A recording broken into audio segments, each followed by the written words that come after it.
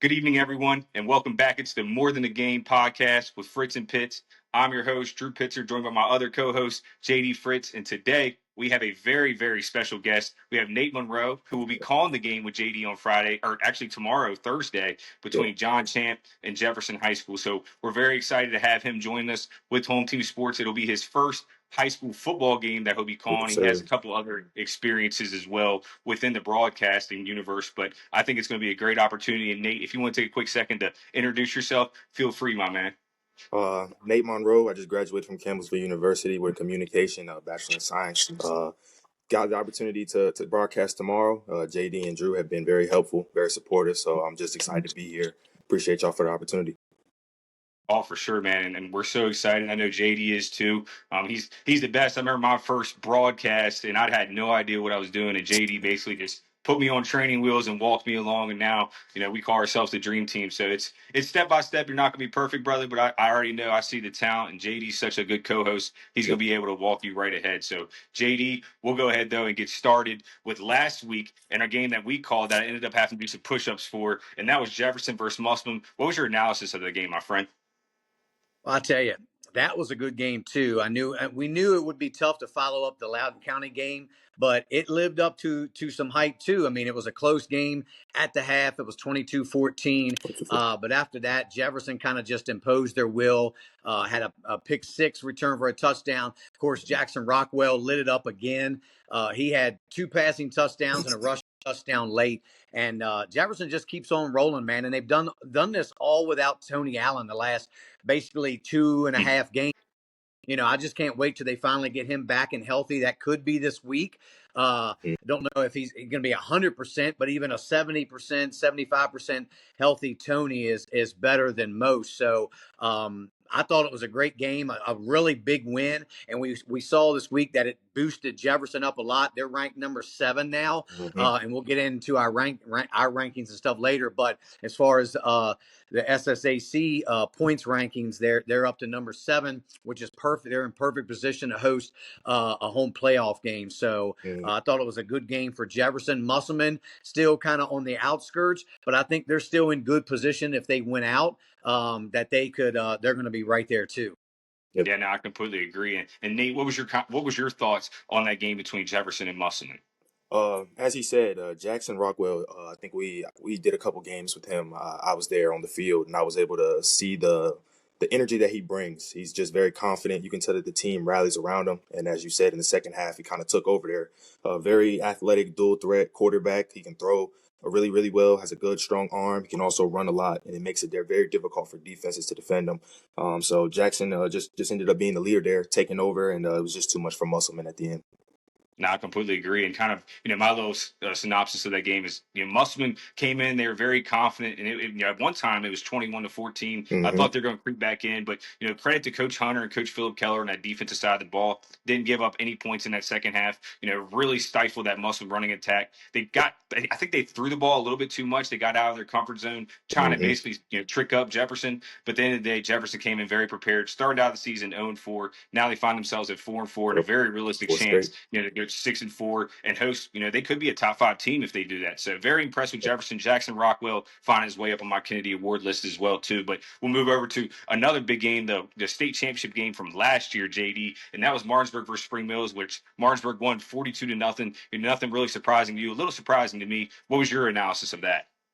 Yeah, I mean, I was a little bit surprised, honestly, because and surprised, and I'll say a little disappointed, kind of with Mm-hmm. Spring Mills. Thought Spring Mills would give them a little more push than that. I mean, I would expected Mm-hmm. Spring Mills. Like I had Spring Mills, I think, putting up 3 scores on Martinsburg. I really thought that they would have gotten themselves to the point where, I mean, we're in week 9, 10 now, and I thought they would have given a look. I mean, shoot, Morgantown didn't do very well, but Musselman hung in there with Martinsburg He for put 3. 3 on.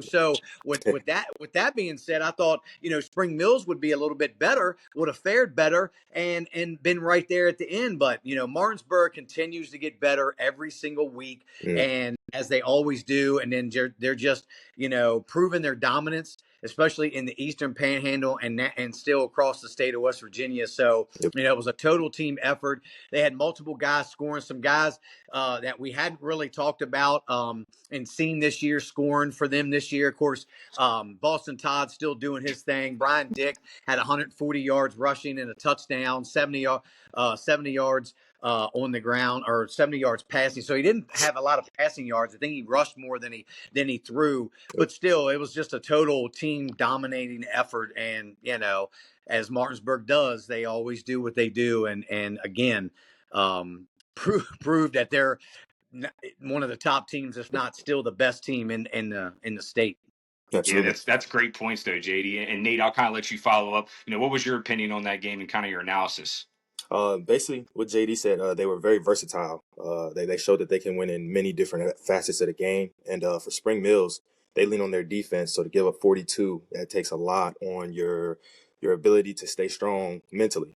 So they kind of dominated them, took them out of their game, and did it in the worst way. Their defense was very good, pitching a zero. You love to pitch a zero. And as you said, Martinsburg continues to get better. That's one thing that I can say. I played against them when I was in high school. They consistently get better.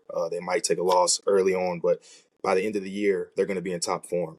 So just another game of them making a statement. I think that was a very big statement against the Spring Mills team. I think I was on the field for one of the games, and I think the one thing for Spring Mills, I think they're missing leadership. I think their quarterback, he doesn't really take the constructive criticism and keep getting better. So I think they're kind of missing that leadership role on that team. And as you go against a great team like Martinsburg, it obviously showed in a 42-0 loss. Yeah, and kind of wrap that up. Rylan Swartz from Spring Mills, he's a tremendous athlete. He was actually our week Mm-hmm. one player of the game. So he does a lot of great things for that Spring Yep. Mills Cardinals team. But I think it's not necessarily a lack of leadership from him. I think it's the loss of leadership from not having a guy like Max Anderson to do it all, Matt put the was team gone. on his back. Almost beat Martinsburg in a state championship game last year by himself, essentially. And that's, it was a Mm-hmm. phenomenal feat. But you can see, because they really didn't lose too crazy much. I know they lost a lot of their front five, but at the same sense, they have a lot of their skill guys back from that team last year. But again, Mm-hmm. they don't have an offensive identity, JD and Nate. They don't know what they want to do offensively. They go flip back and forth. They don't know if they want to throw the football, run time off the clock, or play in tempo. And when you don't have an identity this late in the season, that's going to cause you Yep. issues. And that's why they're 500, basically at 8 right now, hoping they can still get a home playoff game. But I digress as we move over to Hedgesville versus Parkview. And Hedgesville got their first win in 19 contests, dating all the way back to week 2 last season. We both thought they wouldn't win this game, but I got to give applause to Hedgesville. Yep. Coach Faircloth Yeah. had the boys prepared. Congratulations. Great homecoming win. So, JD, how did you feel about that game and why? I tell you, man, we knew this, and we talked about it last week on the pod. This was the week. If they were going to get a win, this was the week they needed to do it. Parkview, Mm-hmm. They weren't a very strong team. Their record, they didn't have a winning record either. I think they had a couple more wins than what 3 and Hedgesville 4. did. They were 3-5 coming in, but not a strong schedule. So we knew it was possible. Honestly, I still picked Parkview to win a close one. I think like a touchdown. So I'm glad I was wrong. But we knew that we talked about that Mm-hmm. Hedgesville, this could be, they could steal one here. And they did. And they shut them out. I think it was score 16-0, Yep. something like that.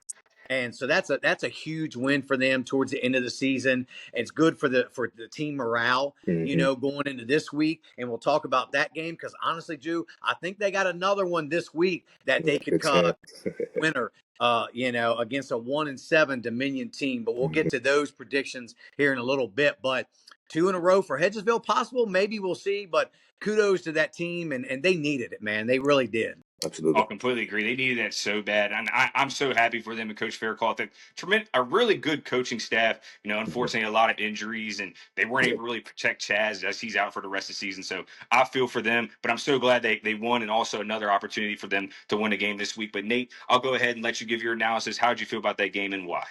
I feel the same exact way. It's very hard to keep a team excited to play when you're 0-7 and you're consistently going against really high profile teams and you're taking losses where you don't score a lot. So credit to that coaching staff, keeping those guys engaged, keeping them excited and locking in, getting themselves a first dub against a 3 or 4 team now. And like you said, my prediction, I will give that later, but it's looking good for them this week. You know what I'm saying? I think they have a good chance. So we'll see if they can keep it going. Once again, applause Yeah. to Hedgesville. Again, applause for Hedgesville, but I also want to give applause to Hampshire High School too, and that's our next Hmm. game. Hampshire versus Washington, where they pitched a shutout against them. So crazy to think this Hampshire team really dominated a team like Washington, a whole class above. JD, what was your thoughts on that and why? Yep. Yeah, another game I was kind of expecting more out of Washington, kind of the same as I was Spring Mills. Washington kind of seems to win one, lose one, win one. They Yep. finally lost two in a row. Yep. Um, but I wasn't expecting a 41 to nothing shutout. I Yep. really wasn't. Washington has improved in some aspects. They've got, the Matt kid at running back now back, Hmm. and Phil Shields has moved back to receiver, although they've been moving him around. And I think that's good for them and their offense, because I feel like that helps make their offense a little more dynamic, being Hmm. able to put him in different roles and not just stuck at running back. But so I'm really surprised and kind of somewhat a little bit disappointed that Hampshire just dominated the whole game. I knew Hampshire was a much improved team this year. Looking at their schedule, their record, I think they came in at 5-3. So I knew it was going to be a tough game for Washington win, but definitely wasn't expecting the shutout. They've got a good quarterback in Landon Eversole, and he threw, was able to throw the ball around a little bit on Washington. So I don't know if they weren't prepared for that or what. Obviously, they had a pretty strong defense, not allowing any points. But that one was kind of a little shocker. Not so shocked in a way that I was surprised that Washington lost, because it was at Hampshire, but just in the fashion that they lost. So Hmm. again, kind of similar game to Spring Mills for me. Yeah, and like you said, I'll go ahead and follow up before Nate does. That game, we didn't talk about that last week on the cast, but I thought Hampshire was going to win that game. I truly thought they're more talented across the board. Hmm. Offensively, they put up a lot of points, but I thought it was going to be more of like a 35-28, 35-31 contest. I thought Washington, with their skill guys, would be able to compete, but Hampshire dominated from start to finish. That was a game that we were talking about in between the commercial breaks at the game on Friday. It was just so Mm-hmm. surprising to see. But shout out to that Hampshire program. I know they haven't always had it easy. It's been very Hmm. tough to build a winner there, but it looks like they finally have one. So, Nate, what was your opinion on that game and why? As you said, I saw Hampshire. They like to score a lot of points. So I Yeah, did have Hampshire winning that game, but I was not predicting a zero. But most of the time when you pitch a zero, it's mostly about adjustments. During the game, if you're trying something and it's working and it's not working over and over again, you have to find a way to adjust. And it just seems like Hampshire had their number there. But we did get to see Washington. They did have a really good run game. They leaned on that run game. So when you don't have the run game going and you're forced to put your quarterback in a position to throw the ball a lot, if he's not prepared for that or as talented to be able to do that, throwing the ball out 30, 40 times, per se, it makes it very difficult against your team, especially when you're down, forcing the ball a lot. So applause to Hampshire and that coaching staff. They came prepared and pitched a shutout. yeah, they did. And again, ladies and gentlemen, that was our analysis from last week's game, week Yep. 10 officially. And now we'll move forward to week 11. Only 2 weeks left to go in this regular season. A lot of playoff pushes happening from multiple teams within Quad A. So we'll go ahead and start with my personal game of the week, though, JD. And that's going to be University hosting Morgantown, number 2 and Okay. number 4 in the state, respectively. JD, who do you got and why? Whew, man, you started with the hardest game, Yeah. really. You really did. So Yeah. you put me right on the spot. 7-1 Morgantown, 7-2 University, and I tell you, we've talked about Morgantown all year long with Twig. I think Twig's starting to maybe get a little bit healthier now, even though that foot may not be 100% still. He looked really good last week, but University is playing at home, so I guess kind of. Most people would think University has the edge, and they really have. Their quarterback is tremendous. Harrison Helbig, I think that's how you pronounce his last name. Man, he's Hmm. He's he's third kind of right now, Kennedy. he's Yeah. on my list. On the Kennedy list a little bit. He's kind of on the outskirts. I've got several guys. We'll get into that in a little bit, but because Morgantown, I think, is improved each week, and I think they really have a statement to make, because I think they left a bad taste in their mouth. That Martinsburg game a few weeks ago, they didn't like that. I Right. think they were to give Martinsburg a much better game. I'm sure they probably thought they could go in there and win, and they really got beat up pretty good. And so since then, they've really gotten a lot better every week, kind of back to the form that we saw them earlier in the year. And Hmm. I think they're going to continue to improve, as Martinsburg has too. So I got Morgantown going into University Hmm. and upsetting University 28-27, and on a Mhm. missed 2 point conversion. That's what I got. I got all tied up, and Morgantown wins because University went for two instead of the extra point, and that's as close as you could possibly get in a win, and that's the way I see it coming down, man. And yeah, so it should be a good game, and we'll Hmm. definitely keep an eye on that one Hmm. Friday night. Yeah, for sure. I'm super excited for that one. I can't wait to check that one out, Nate. So go ahead if you want to give us your analysis of what you think is going to happen this week and your projection. So both of these teams can score a lot.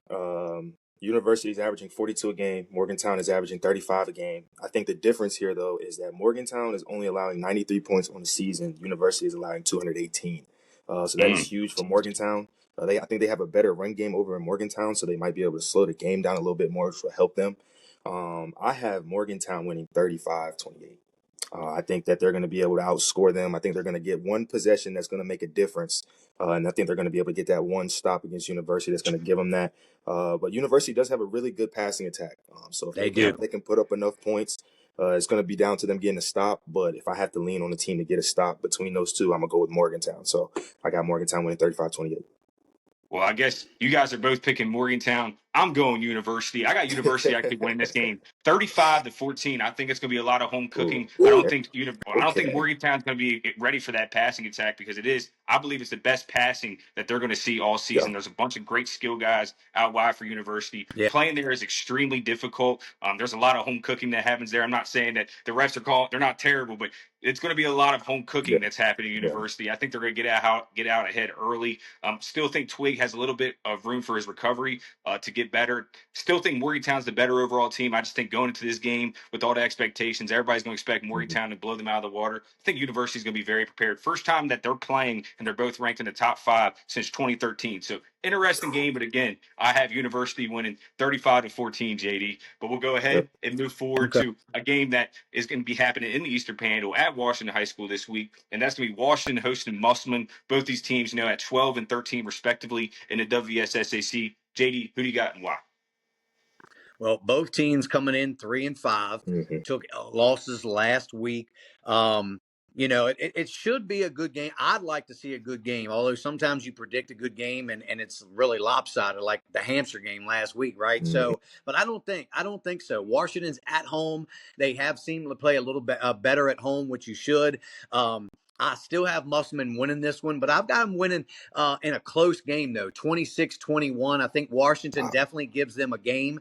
But I think Musselman definitely comes out with the win, though.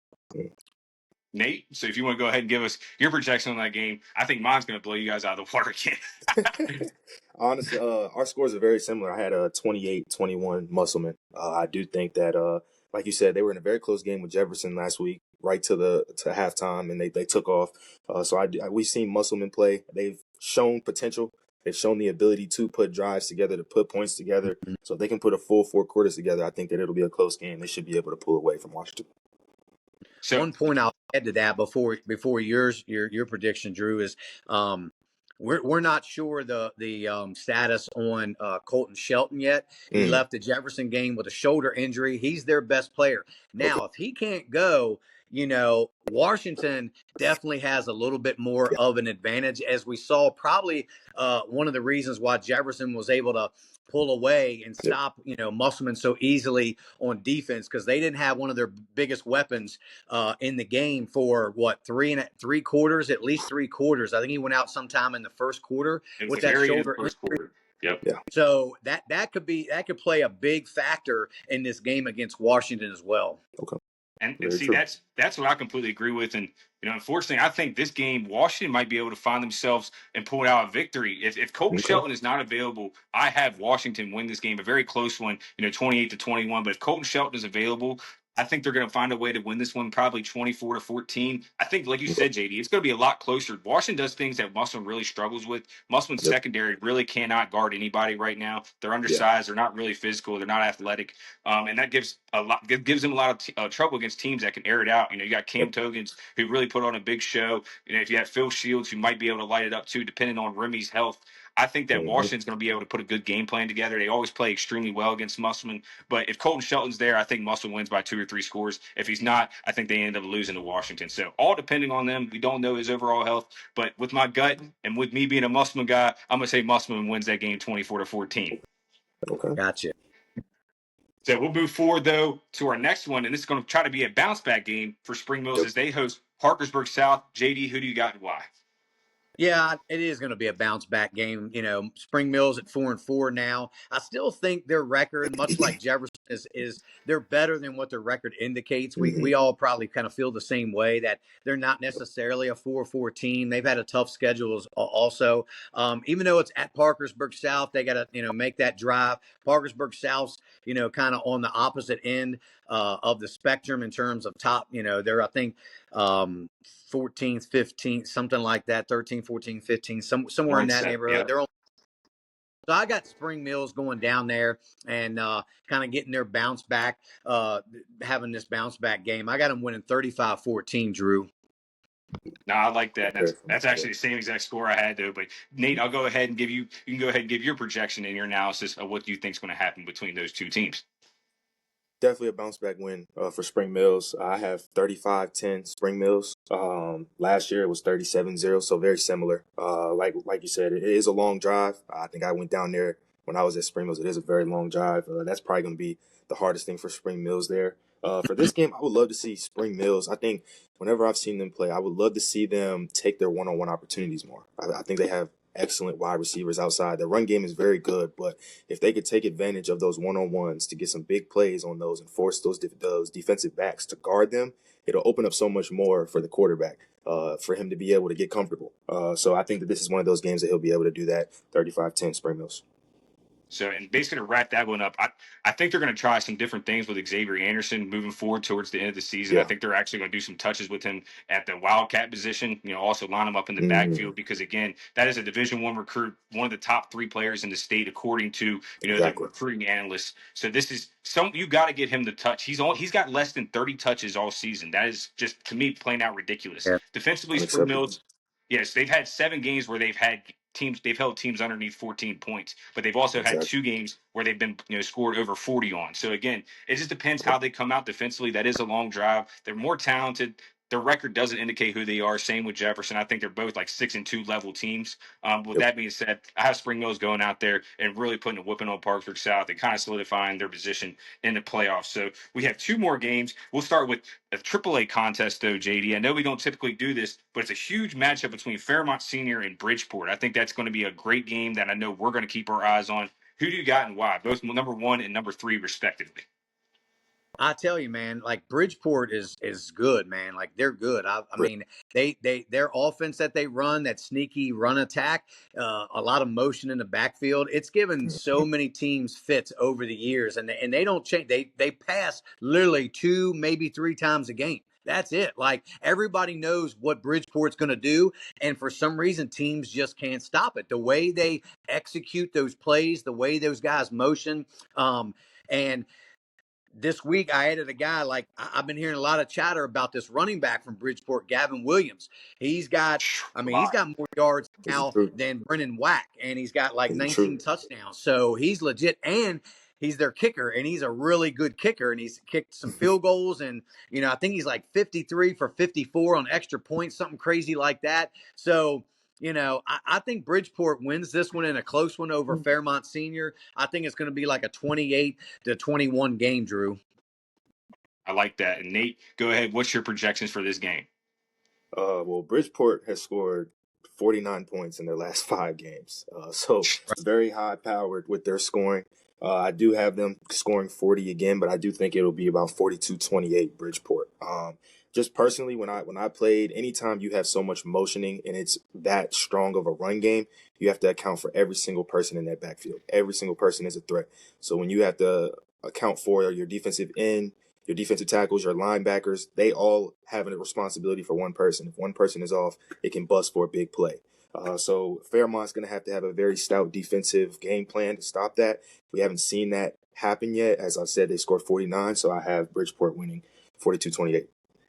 And see, I like that. Again, we're all on the same page when it comes to that. I think Fairmont Senior actually is a more talented team, believe it or not. But whenever Mm-hmm. Musselman tries to run a really similar system to Bridgeport, and whenever you figure Mm-hmm. it out, and you have that triple wing or that oddball type offense where you really don't have a quarterback and you have to man up. As soon as one person misses that matchup, like you said, it's to the house. I think Fairmont is going to run away with this game. I think it's going to be 35-21. I think it won't even be that close necessarily. I just see the way that they played against Spring Mills, the way that they've dominated. I just think that they're clearly they would be a top 3 team in Quad A, in my personal opinion. For that, I have them winning 35-21. But let's go ahead and wrap up the last game that we had this week because Martinsburg is on a bye. It's going to be Hedgesville holding Dominion. We all feel pretty confident that Hedgesville has an opportunity to win a second straight game. But JD, I'll start with you. What do you think is going to happen and why? You know what? I was really impressed with the way Hedgesville won last week. I didn't really get to see any film on them, but I know that they went up and took care of business. And Dominion's same record, 1-7, but Dominion's gotten blown out a lot. Like Mhm. I mean, blown out almost every single game. And I know Hedgesville struggled in the same way. Hedgesville's at home, and I think they're coming off a win, so I think they're going to build on that win and being at home. I got Hedgesville winning 20-14. I That's like that. Nate, your turn, buddy. Man, we have a lot of similar scores, JD. I'm not gonna lie. I Me think and Drew both of at these. all every week we got you. Every week, brother. Man, I'm telling you, I think they're very similar as far as where the programs are. 1-7.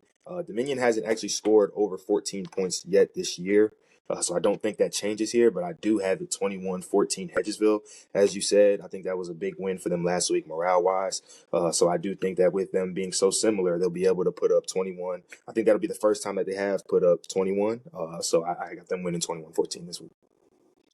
And see, I'm going to be the bearer of bad news to wrap up the projections this week. I think it's going to be such a good game, but I think Hedgesville is going to miss an extra point early in the first quarter. That's going to come back and bite them. I think they lose the game 14-12. They go for a 2-point conversion and send it overtime. 14-12. They missed it. They lose that at home. So after a huge win at homecoming last week, I think they get brought down to earth. I think Dominion picks up their second win, and Hedgesville just falls just short. So, ladies and gentlemen, that was our analysis and our projections for this week. We didn't do We're the going to move forward. do John. What game did we miss? Hey, we didn't do John. Oh yeah, John Champ. That's the one we're doing. I thought we did Do that the first. I game we're completely doing. skipped over that. That's my fault. Uh-uh. What am I doing Yeah, as the John moderator? Champ. John Champ. Hey, JD, you I go know. ahead and take that one. Jefferson versus John Champ. Who do you got and why? Well, first of all, I'd like to say that Drew will be stepping out of the booth for the first time this year, and Yeah. Nate will be in there with me. So me and Nate will cover this game. So be glad to have Nate in there and give him a little experience at the high school level. So this ought to be fun. And with that said, Jefferson just continues to roll. John Champ's 5-3. Jefferson's 4-4. I watched the little film. I tell you, I think they could be a dangerous team for Jefferson if Jefferson's not Mm-hmm. careful because Mm-hmm. they got a quarterback. He's similar to Jackson Rockwell. He's a little bigger of a quarterback, a little taller. He can run pretty well. He can throw the ball well, and they've got 3 guys at receiver that catch a lot of ball. I think Yep. they've got all 3 guys have 30 plus catches on the season and like 400 to 500 yards. They're pretty close, and they all have like five touchdown catches each, and I think the Mm-hmm. third guy's got like 4. So they spread that ball around. And there's not just one receiver that they really Mm-hmm. like to focus on. They've got 3 guys that they like to throw to, and they're going to throw the football. They don't have I think they have an average running game, but I think they're more of a passing team, and they've got a quarterback that can pass and can run, and they've got 3 good receivers on the outside. So Jefferson's secondary is going to have to really be ready for Yep. this passing game. But with that said, Jefferson is home again, and we think that Tony might be healthy enough to go. He's been out 2 weeks. So, Tony, this will be a game that I think Tony might be able to try to play in this week. And with the addition of Tony, I still got Jefferson coming out with the win 33-21. I like that. I like that. That's a really good game right there, and that's kind of similar to what I had. But Nate, Yep. if you want to go ahead and throw your projections in there too, my friend. I think it's going to be a really good game. I think John Champ scored about 31 a game. And Jefferson, recently, they've been scoring about 28, 25 a game around that area. I have John Champ winning 35-28. I think that, like you said, that Oh, pass game is probably one of the best pass offenses that they've gone against in Jefferson. And like Yeah. you said, with it depends if Tony is there. Like you said, we've seen him. I think I saw the one time he caught that pass with one hand. Tremendous athlete. He makes a really big difference in the back end. So if he's not there, that'll just make it that much more difficult for Jefferson. But if he is there, then that score kind of varies because he is a big playmaker. I think for Right. John Champ, they're going to have to contain Jackson. He's been very confident. He's getting in his stride, and there's nothing more dangerous than a dual threat quarterback who's comfortable. So I think if they can contain him, then it'll make it a much closer game. But I have John Champ winning 35-28. and I'll kind of wrap that up That's again. good. Can't I wait to mean, hear you. I that's can't wait to hear you. Go ahead, JD. You had something? I'll no, cut that no. I out. was That's just saying that's 30-23. a good analysis. I mean, this is going to be a pretty equal game. Both teams, I think, are very equal. I think Jefferson probably has the better running game, Mm-hmm. but they're both. And what I like, and I'll just add this real quick before you go, Drew. What I like about Jefferson is without Tony, that's allowed some of these other guys Yeah. to step up, and you kind of see what you have now. And guys like Yep. Ricardo Lewis, who's been a big Yes. impact player. Yes. Got Carter. Say that even better. I love watching Lasdil Machado. He's been stepping up. Carson Oler King. So you've got other guys now. As far as if you're a coaching staff, you know now that you've got other guys that can step up and make plays. So even with Tony coming back, you don't have to force feed Tony the ball right away. Mm-hmm. He's coming back off an injury. You don't need to give him the full workload. You can, and if nothing else, maybe you make him a decoy for part Mm-hmm. of the game. So they kind of focus more on him while you got these other guys that you can give the ball to. So I think it's going to work out really well for Jefferson, especially moving forward into the playoffs. Some of these other guys that have stepped up, Takeem Drake, didn't even mention Yeah. him. You know, he's Mm-hmm. he's a big go-to guy as well at receiver. So I think Yep. both teams got guys on the outside that can catch the ball, run Yep. with it, score. So they're both pretty equal in my book. Absolutely. Not, and I completely agree with that, and I love that analysis. I kind of look at this game though. First Jefferson, it's kind of how Morgantown was at the beginning of the season. Now I don't compare John Champ to Morgantown in terms of talent and overall ability at the quarterback position, but they do a lot of the Right. same things. Like you said, they have three receivers with over 500 yards. Not, they don't have really a dominant receiver per se, but they're going to space Yep. it out, and those are the dangerous teams that really give Jefferson issues. But like you said, Jackson Rockwell, 22 touchdowns over the last 4 games. He's slowly creeping his way up into that Kennedy Award, Losing kind of Drew. final situation. So I think with that being said, Jefferson's going to come in here and win another close one. I think it'll be 33-30, might be an overtime type level game. And I can't wait to hear you two call it. I Ready? think it's going to be absolutely fantastic. Nate, you're a beast, former football player yourself. Sir. You've been immersed into the game.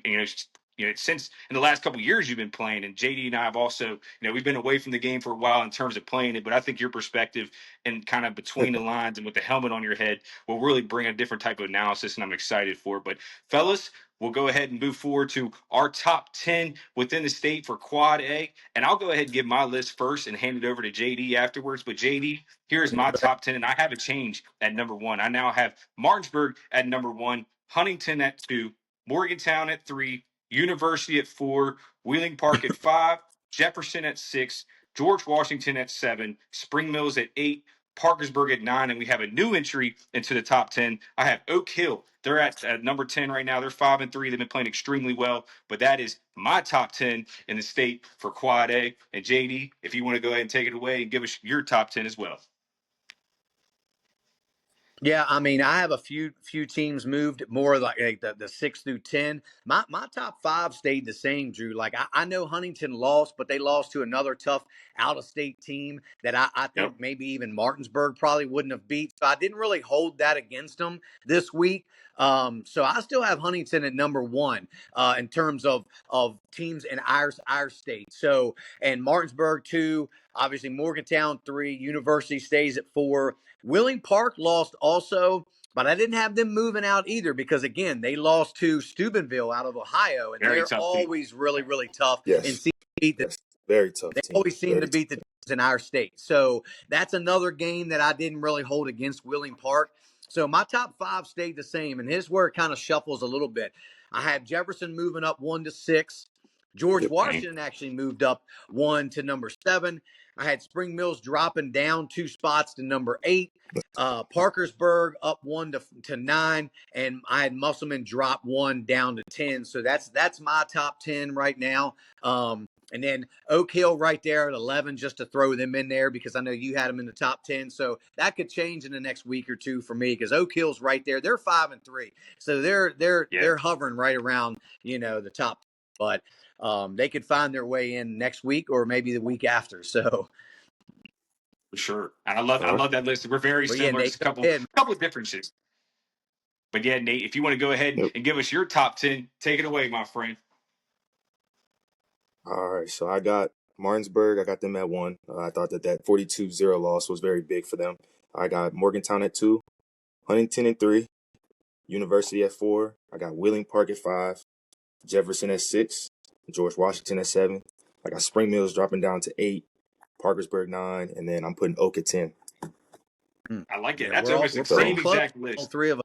It, yeah, very very yep, close list. I think everybody started to really separate themselves in terms of our our yep, tiers. I Mm-hmm. have 3 different tiers. I think the top 3 tier is that's the state championship contenders. Then I have 4 through 7 or guys that could find themselves getting to the state yep. championship and competing for it. And then afterwards, I think it's 8 to 12 are playoff contenders who actually could win a game in the playoffs. So I think great list from both you guys. And now we're going to go to my favorite part of our pod that we've been doing over the last 4 weeks, JD, and we're going to do our Kennedy Award finalists. And I'll go ahead and kick it off with my list right now. I actually have a little bit of a change, but still have Bradley Mosser as my number 1. I have Maddox Twig at 2. I have Blake Fisher at 3. He's been absolutely sensational for Herbert Hoover. I think he might actually find his way to get back up a little higher on the list. Boston Todd stays at 4 for me, and then I got Max Simpson from Bluefield still at 5.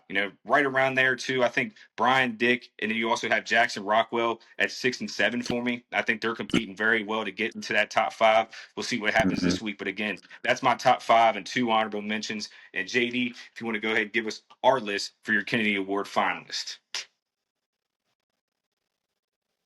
Yeah, and I mean, I wasn't sure about Fisher because I hadn't really been able to find any stats for him. I've been hearing a lot of chatter about Blake Fisher Hmm. for Herbert Hoover, but I just so until I got stats, I just wanted to see for myself. So I hadn't had him kind of in the mix. But I'm like you, I still got Malser at 1. I got Maddox Twig still at 2. He's they had a bye last. I think did they have a bye last week? Morgantown. Yes. So Yep. his stats didn't move, but I didn't move him either out of my top 3. And of course, Boston Todd. I still got Boston Todd there. He's improved again on his stats I mean, he's got over 1,400 yards, all-purpose yards, and 16 touchdowns. Kind of hard to keep him out of there. I still got Max Simpson hanging on. I mean, at my number 4 spot because he's got over 2,100 yards and 22 touchdowns. I kind of got some confirmation. I got a little inside source now, Drew. We'll talk about that later. Who for my stat guy down there. Princeton So yeah, area. that's Yeah. my top 4. Chance Barker too from Princeton. But I will say this, like the kid from Bridgeport. I've been he Hearing a must lot be the about real him. deal. I've been hearing a lot of talking about him on social What's media. The kid from running Bridgeport? for Bridgeport, Gavin Williams, he's got over Gavin. Okay, that's 1,300 yards and 19 touchdowns, over 1,700 all-purpose yards. He even has a couple touchdown passes that he's that's thrown. what. Uh, so that kid's, he's a do it all for them too. So like, there's a lot of guys that are starting to kind of put their name in the hat. And I will say this because I like to throw the honorable mentions in there as well. The Harrison Helbig kid from Ooh. shoot Yeah. University, right? University. Yeah. He's That. actually might be the leader. He's got over 2,200 yards and what has he got? 20 That's yeah, he's TDs in on the line. season. He's got 4 rushing touchdowns also. But another guy to keep an eye on because actually he might be the leading receiver in terms of yards and receptions. Hayden George, his receiver, he's got 937 yards on 71 catches this year. But he only has 7 touchdowns, and he doesn't. I don't think he really Yes. has Two any pick rushing sixes yards, though. so that kind of drops He him has down. 2 pick 6s. What's that? He also Does has he? two pick Okay. sixes too. Yep. So I think that's kind of what's Yeah. keeping him behind Malser and Boston Todd because they're more all-purpose guys. So they have, rushing yards, return yards, receiving yards and stuff. But in terms of like possibly the best overall receiver, it could be Hayden George from University. Yeah, So I that's like my that that's list my right there, top JD. five with a few honorable mentions there. And like I said, we're adding guys every week because a lot changes as the numbers go up. So over the next couple of weeks, it could be some guys may fall off, and a guy like that I really didn't mention was Brennan Wack, and he was a guy that I was very high on. Although they played a tough team last week, and even though Willing Park lost because they played that out of state Steubenville team, he didn't even have 100 yards and a touchdown last week. So even though he's back, He's beat I don't that. know how healthy he is, but I think he's kind of fallen out of the mix at this point, Drew. Yeah, he was our number one guy for our first two lists. I mean, he was far ahead. Oh, He was winning the race, but I think those injuries he had, missed 2.5 games, it really just kind of set him back. Again, he's going to be huge for their playoff hopes. I think he can single handedly win them games. But we'll go ahead and let Nate finish this off. Who is your top five Kennedy Award finalist, Nate, and why? so we have in common Mosser. I got Boston Todd 2. I like Oh, at two. The Bridgeport running back. Well, not in any particular order. I'm new to this, so this is just be a Okay. 5. I'm Okay. not gonna put them in order. So Mosser, Boston Todd. I think the running back from Bridgeport. I think it's 19 touchdowns. You said. I think he's got to be in there for me. A name that nobody said. Elon Duffy from Nitro. He has 2,300 yards, 28 touchdowns. 66 percentage. So he's taking care of the ball. He's got explosive That's plays, JD's guy scoring a right lot. there. I also had Harrison there. He has 2,200 yards, 20 touchdowns. Like you said, he also played both sides. He plays both sides, and I saw the pick 6 against Springfield, so I was able to see that. And then Trey Lester is a name that I saw. He has 37 receptions, 881 yards, and 12 touchdowns. So to put that in perspective, every 3 catches, he's going for a touchdown. That is Awesome. extremely hard to do in high school. So he's every time he touches the ball, dang near he's scoring a touchdown. So that would be about 5 or 6 guys that I would have there. My honorable mention We'll would go be there for a second. Eli Parley from Sherman. He has 18 pass touchdowns and 7 interceptions. He's second in the nation in interceptions. So he's doing it on both sides. It's very hard to do as a quarterback and a DB. So that is one of my There you dark guys go. Should horses be that in I there would again. keep an eye on with these last 2 weeks in the season. Well, ladies and gentlemen, Apparently we want to say thank you lost guys for turning into Drew, the morning game with but Fritz and hopefully Tits. All Again, we right. have a very special in a guest, couple Nate minutes. But Monroe. Make sure yeah, you guys what's check him funny out is that Ian tomorrow Duffy kid. on I Home Team Sports talked TV about him with a few JD weeks Fritz ago. calling the John Champ I go versus on his Jefferson X and I game. can't You find guys won't want to his miss it. stats. So Opportunity where'd for you Jefferson find to really some bolster their stats for playoff him? ratings, and we really appreciate you guys So I tuning just in. made a Episode Max 10, Press account JD and Nate. today, and it You allowed guys me did to great. see Thank you guys all of for the taking care league of this today, leaders allowing me to be in the every moderator, position. kind And of he step was at back the a little top bit, with and I've really 2,300 enjoyed it. So and then the thank you guys 28 again. touchdowns. Y'all have a great That was day. only Stay only blessed. place. Bye bye. I tried to I look knew on their website. he was up there. It's